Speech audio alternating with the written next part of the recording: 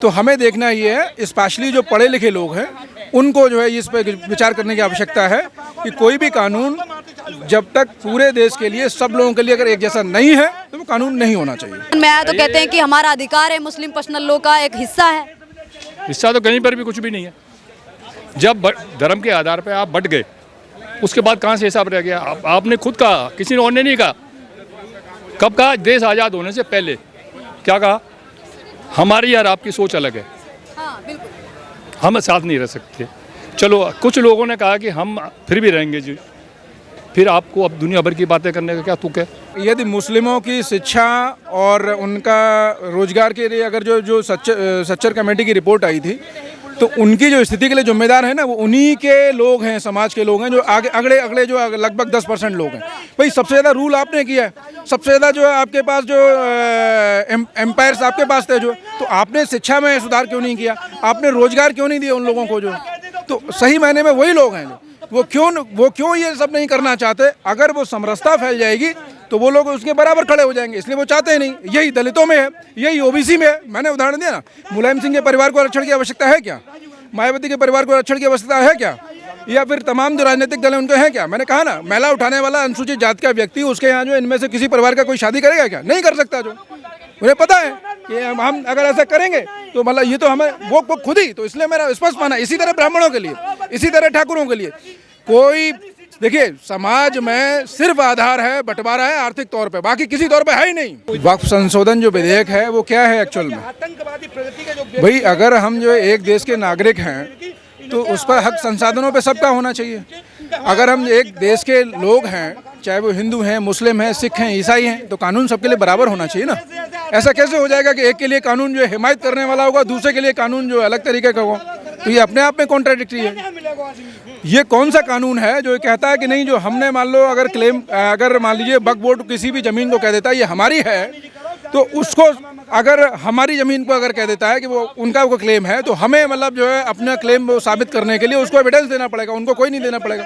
तो ये कानून में समानता कहाँ है? यूनिफॉर्मिटी कहाँ है? न तो ये साइंटिफिक है, न इससे सामाजिक समरसता पैदा होने वाली है, न आर्थिक जो है समानता पैदा होने वाली। तो हम किस दिशा में जा रहे हैं? जो 47 में जो हुआ क्या उसी दिशा में जा रहे हैं? जो हम जो है क्या, हम बड़ी ये विडम्बना है कि हमारे देश में ना दो चीज़ों की कमी है। एक तो हमारे अंदर प्रोफेशनलिज्म की कमी है और दूसरा कमिटमेंट की कमी है। तो जब तक हमें जो है इश्यूज़ को सही मायने में एड्रेस नहीं करेंगे तब तक हम जो उसको रिजल्ट जो मिलना चाहिए वो नहीं होगा। जो तो हमें देखना ये है, स्पेशली जो पढ़े लिखे लोग हैं उनको जो है इस पर विचार करने की आवश्यकता है कि कोई भी कानून जब तक पूरे देश के लिए सब लोगों के लिए अगर एक जैसा नहीं है तो वो कानून नहीं होना चाहिए। इन चुनौतियों के बीच जिस तरीके से आप देख रहे हैं प्रदर्शन भी हो रहा है और कुछ मुस्लिम समाज के लोग हैं वो ये भी कह रहे हैं कि इससे बड़ा भी प्रदर्शन हो सकता है। क्या इन चुनौतियों के बीच में सरकार के लिए आसान होगा कि वो वक्फ बिल को लेके आ पाए? मेरा ये स्पष्ट मानना है, यदि मुस्लिमों की शिक्षा और उनका रोजगार के लिए अगर जो सच्चर कमेटी की रिपोर्ट आई थी तो उनकी जो स्थिति के लिए जिम्मेदार है ना वो उन्हीं के लोग हैं, समाज के लोग हैं जो आगे अगले जो लगभग 10% लोग हैं। भाई सबसे ज़्यादा रूल आपने किया है, सबसे ज़्यादा जो है आपके पास जो एम्पायर्स आपके पास थे जो, तो आपने शिक्षा में सुधार क्यों नहीं किया? आपने रोजगार क्यों नहीं दिया उन लोगों को? जो तो सही मायने में वही लोग हैं वो क्यों ये सब नहीं करना चाहते? अगर वो समरसता फैल जाएगी तो वो लोग उसके बराबर खड़े हो जाएंगे, इसलिए वो चाहते ही नहीं। यही दलितों में है, यही ओबीसी में है। मैंने उदाहरण दिया ना, मुलायम सिंह के परिवार को आरक्षण की आवश्यकता है क्या? मायावती के परिवार को आरक्षण की आवश्यकता है क्या? या फिर तमाम जो राजनीतिक दल हैं उनको है क्या? मैंने कहा ना, मैला उठाने वाला अनुसूचित जाति का व्यक्ति उसके यहाँ जो इनमें से किसी परिवार का कोई शादी करेगा क्या? नहीं कर सकता। जो उन्हें पता है कि हम अगर ऐसा करेंगे तो मतलब ये तो हमें वो खुद ही, तो इसलिए मेरा स्पष्ट माना। इसी तरह ब्राह्मणों के लिए, इसी तरह ठाकुरों के लिए कोई, देखिए समाज में सिर्फ आधार है, बंटवारा है आर्थिक तौर पे, बाकी किसी तौर पे है ही नहीं।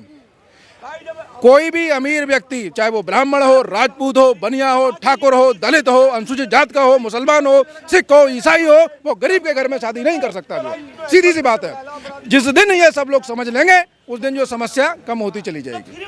समाज के लोगों से मैंने बात की जब जंतर मंतर पे, तो उन्होंने कहा कि हमें कुर्बानियाँ देनी पड़ी तो भी हम कुर्बानियाँ दे देंगे। जमा मस्जिद में मैंने आज बात की तो भी कुछ युवक थे वो कह रहे थे कुर्बानियाँ दे देंगे अगर वक्फ बिल वापस नहीं लेती है सरकार। देखिए ये वो लोग हैं जो मैलाफाइड इंटेंशन के साथ में, जो कुछ चंद लोग हैं इस तरह का प्रयास कर रहे हैं। अगर ये सब चीज़ें जो है पीस अगर दे रही होती तो तमाम ऐसे कंट्रीज़ हैं, सीरिया है या तमाम अफगानिस्तान है, वहाँ तो अन्य धर्मों के लोग नहीं है ना, वहाँ शांति क्यों नहीं है आपके यहाँ? बताइए ज़रा, बुनियादी सवाल है ये, क्यों नहीं है? तो कहीं ना कहीं जो इस तरह के लोग हैं मैलाफाइड इंटेंशन के साथ में, देखिए हम जीवन में कोई भी काम करते हैं ना, आप भी यहाँ पे हैं, तो कहीं ना कहीं जो है आपका जो लक्ष्य है वो आर्थिक है।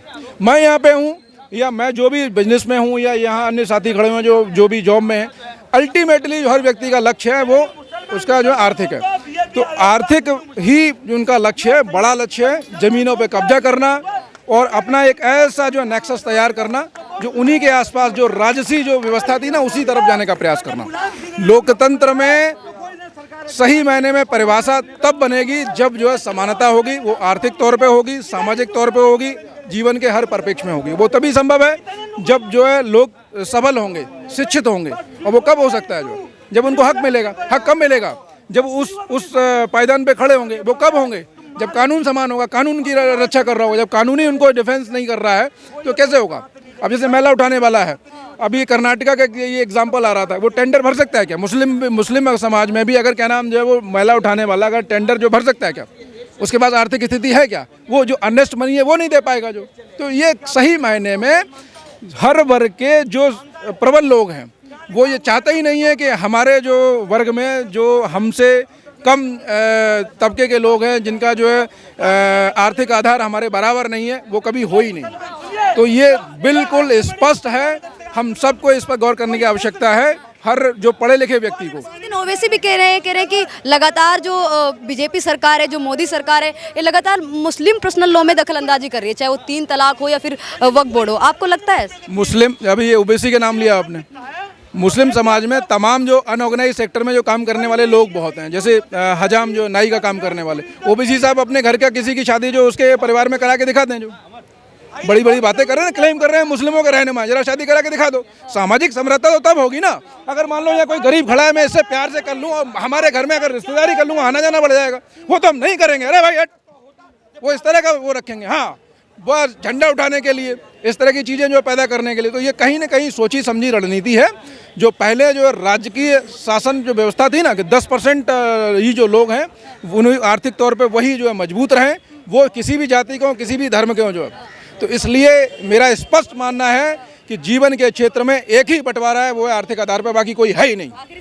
सवाल सर आपसे ये है, अगर वक्फ बिल आ जाता है तो आम मुस्लिमों को क्या फायदा होने वाला? कुछ नहीं होने वाला। क्या होने वाला? जो भाई नाई की दुकान पे वो बाल बना रहा है, वो वक्फ जमीन से क्या करेगा? उसको तो उसको पैर रखने की जमीन नहीं मिलेगी। जो वो करेगा क्या उसका? जो वो उन्हीं का होगा जो जिनके जो कमेटी में मेंबर बने बैठे हैं, जो उन्हीं के दादे पोते सब जो उन्हीं पे कब्जा करेंगे। जो तो सही मायने में इन चीज़ों से जो कानून समानता नहीं दे सकता, उसे आम जन को कोई लाभ नहीं होने वाला। अभी 370 हटा कश्मीर से, जो तो 370 में क्या था, जब वो इम्पोज था तो हम लोग जो वहाँ जो ज़मीन नहीं खरीद सकते थे, वहाँ 3 परिवार का ही वो था, पंचायती व्यवस्था वो नहीं थी, आम निचले स्तर पर चुनाव नहीं हो रहे थे, फंड नहीं एलोकेट हो पाते थे। अब आज हट गया, अगर आप चाहें तो आप वहाँ ज़मीन ले सकते हैं। जो अगर आपका ये मन हो कि हमें भविष्य में कोई पर्यटन का जो है वो करना है, जो तो आप ज़मीन खरीदिए, आप चाहे एक अपनी टपरी बना लीजिए वहाँ पे, जो आपके पास मौका है। वो कब होगा? जब कानून आपके साथ खड़ा होगा, जो समान कानून होगा। जो तो स्पष्ट मानना है कि कानून ऐसा हो जो सबके लिए इक्वल हो। अगर उसमें जरा भी किंतु परंतु है तो आप ये आंख बंद करके मान लीजिए, वो आपका कभी भला नहीं कर सकता। मैं तो कहते हैं कि हमारा अधिकार है, मुस्लिम पर्सनल लॉ का एक हिस्सा है। हिस्सा तो कहीं पर भी कुछ भी नहीं है। जब धर्म के आधार पर आप बट गए, उसके बाद कहाँ से हिसाब रह गया? आपने खुद कहा, किसी ने और ने नहीं कहा। कब कहा? देश आज़ाद होने से पहले। क्या कहा? हमारी और आपकी सोच अलग है, हाँ, बिल्कुल। हम साथ नहीं रह सकते। चलो कुछ लोगों ने कहा कि हम फिर भी रहेंगे जी। फिर आपको अब दुनिया भर की बातें करने का क्या तुक है तुक? कि आप इस गली से नहीं निकलोगे, हमें इस बात की शोर की आवाज़ आती है, इस गली से निकलोगे उस बात की शोर आती है। हम मोहब्बत और का पैगाम देने वाले आदमी हैं। कुछ लोग नेता कहते हैं मोहब्बत की दुकान लेके चल रहे हैं, उसके बाद क्या बोलेंगे? वो हाथ में जो गुलाब लेके चलते हैं। अगर वो दूसरी समाज भी जो 80% है, 20-80 की आबादी गिनते हो ना दोनों की, अगर 80% भी वही गुलाब के फूल लेके चलेंगे फिर क्या होगा? कितने मामलों में बहुसंख्यक समाज ने वो गुलाब के फूल पकड़े, जो गुलाब के फूल मोहब्बत वाले वो मस्जिदों से लेके चलते हैं। पत्थर की बात कर रहे हैं आप। गुलाब के फूल, मैं पत्थर कैसे कह दूंगा, उनके हिसाब से तो अमन और वो शांति वाला पैगाम है ना। कई जो मुस्लिम समाज के लोग हैं वो भी प्रदर्शन कर रहे थे जंतर मंतर पे। उन्होंने कहा है कि दूसरा शाहीन बाग बना देंगे अगर सरकार जो बिल वापस नहीं लेगी तो हम दूसरा शाहीन बाग जैसी स्थिति पैदा कर देंगे। बना देंगे, क्योंकि वो यहाँ पर वो हमने जबरदस्ती रखे हुए ना। अच्छा, 1947 में उन्होंने कह दिया, उनका भी है संविधान, उनके लिए भी उतना ही है। बात नहीं समझ रहे। खुद ही तो उन्होंने कहा था कि हम यहाँ रह नहीं सकते इकट्ठे। किसने? हिंदुओं ने कहा था कि हम इकट्ठे नहीं रह सकते, इनको रख सकते। और वो 14 अगस्त को गए थे, हमें 15 अगस्त को झंडा मिला। वो तो 1 घंटे भी नहीं रुके साथ में। बताओ कैसे रुके? जो लोग 1 घंटा भी हमारे पास नहीं रुके साथ में, जिस परिवार में 4 भाई और 4 तो कम से कम 4 दिन तो साथ रह लेते जब झंडा मिल गया था ना। पहले हमें अलग करो। क्या लगता है सरकार के सामने चुनौतियां होने वाली हैं, क्योंकि प्रदर्शन करने की बात कर रहे हैं, विपक्ष है वो एक साथ है। विपक्ष एक साथ नहीं है, सबने अपने को देश का भला नहीं करना है, सबने अपनी पार्टी लाइन में चलना है। कोड में जो संशोधन हो रहा है उसके लिए तो एक साथ में ही है। जंतर मंतर पे भी सपा के कुछ नेता आए थे, असुद्दीन ओवैसी भी आए थे, कई नेता पधारे थे। आप बात घुमा रहे हो। कोई कहीं भी नहीं आया। जो हर अपोजिशन का एक ही काम होता है, जो रूलिंग पार्टी होती है उसको धक्का मार के नीचे उतारना, बस। नहीं तो संविधान खतरे में आ जाता है, समझे। गरीबी आ जाती है। आपका मकान है आज 10 साल पहले 20 लाख का या 50 लाख का लिया, 70 का 50 में दे दो मेरे को। आपकी नौकरी 10,000 की थी, आज 10 साल बाद 15 की हो गई। महंगाई का पैसा सबको चाहिए, और सबसे गरीब तो हमारे देश के नेता हैं। बिजली फ्री, पानी फ्री, गाड़ी फ्री, एक पे 50-50 लाख का खर्चा।